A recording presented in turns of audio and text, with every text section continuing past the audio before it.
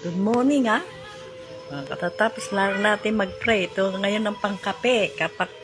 Pangkape ko, ang herbal, yung pasalubong. Pambata. Iniwan nila na kagabi kasi dumalaw dito yung mga anak ko eh. Ito daw, pangkape-kape kasi hindi ako nagkakape ng walang panulak ba. Na hindi ko ma-enjoy pag walang panulak. Ito, nagbigay siya ng panulak ko. Ano to? Energy bar? Saan kaya to nabibili, no? Wala sa lahat ng grocery ito energy bar. Ang alam ko dati sa Amerika, meron. Kasi yung banugang ko kada uuwi, meron siyang mga energy bar o kaya yung mga basta bar ba na mga ganyan, iniuwi. Ngayon dito sa Pilipinas, meron na rin pala, Diba? Thank you for watching sa pagdaan nyo sa aking live.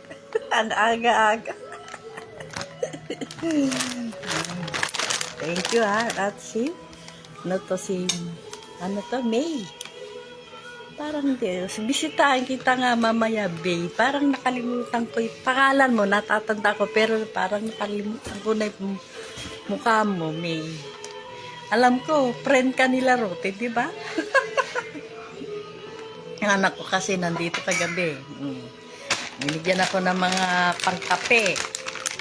At nagbigay din siya ng pangkape. Kaya ang ganda ng ngiti ko, di ba? Katanggap na naman ng blessing. Di ba?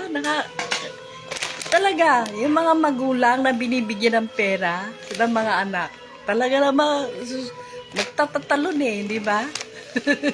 Walang pinag-uusapan kahit gaano kalaki. Basta maabutan, di ba? Talaga na magtatalon. Lalo na pag kwarta, binigay.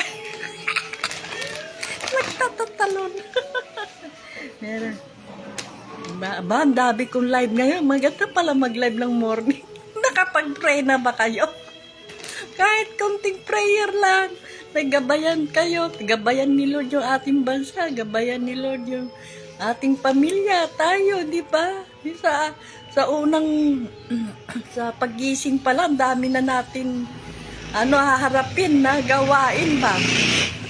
Isang tabi yung problema, yung gawain pa lang nakaka-stress na pagka pero pag pinag-pray natin kay Lord agad, yung unang gising, yung unang huwag ka pang gagawa, huwag ka pang magkakape, mag-pray agad, ay talaga ang ganda ng ng resulta, maghapon.